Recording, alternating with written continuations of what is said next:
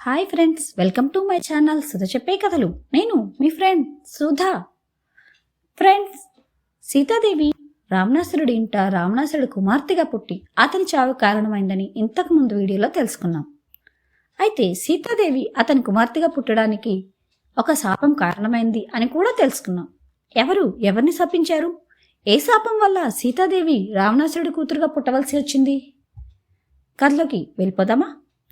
వెళ్లే ముందు ఒక చిన్న రిక్వెస్ట్ ఫ్రెండ్స్, నేను చెప్పే కథలు మీకు నచ్చుతుంటే ఒక చిన్న లైక్ ఇచ్చి మీ ఫ్రెండ్స్కి షేర్ చేసి, ఎవరైనా మొదటిసారిగా మన ఛానల్లోకి వస్తుంటే సబ్స్క్రైబ్ చేసుకోండి. సీతాదేవి గత జన్మలో కుశధ్వజుడు మరియు మాలావతిల కుమార్తెగా జన్మించింది. ఈమె పుట్టేటప్పుడు వేదఘోష వినిపించడం వల్ల ఈమెకు వేదవతి అని నామకరణం చేశారు.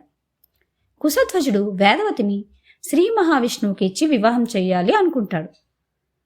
ఒకసారి వేదవతి తన తండ్రితో కలిసి అరణ్యంలో విహారానికి వెళ్ళినప్పుడు ఒక రాక్షసుడు ఆమెను చూసి ఇష్టపడి వివాహం చేసుకోవాలి అనుకుంటాడు. వెంటనే కుశధ్వజుడి దగ్గరికి వెళ్ళి వేదవతిని తనకు ఇచ్చి వివాహం చేయమని కోరతాడు. అందుకు కుశధ్వజుడు అస్సలు ఒప్పుకోడు. వెంటనే ఆగ్రహించిన ఆ రాక్షసుడు కుశధ్వజుడిని చంపేస్తాడు.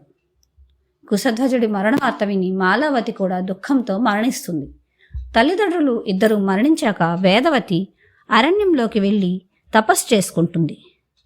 అక్కడ వేదవతిని చూసిన రావణాసురుడు ఆమెను మోహించి వివాహం చేసుకోమని కోరతాడు. అందుకు వేదవతి ఒప్పుకోదు. అయినా కూడా ఆమెపై మోహంతో ఆమెపై వెంటనే చేయి వేస్తాడు. రావణాసురుడు తాకిన ఈ దేహంతో జీవించడం ఇష్టం లేని వేదవతి తనకు ఉన్న యోగశక్తితో ఒక మహాయోగాగ్నిని సృష్టించుకొని అందులో దగ్ధమైపోతుంది.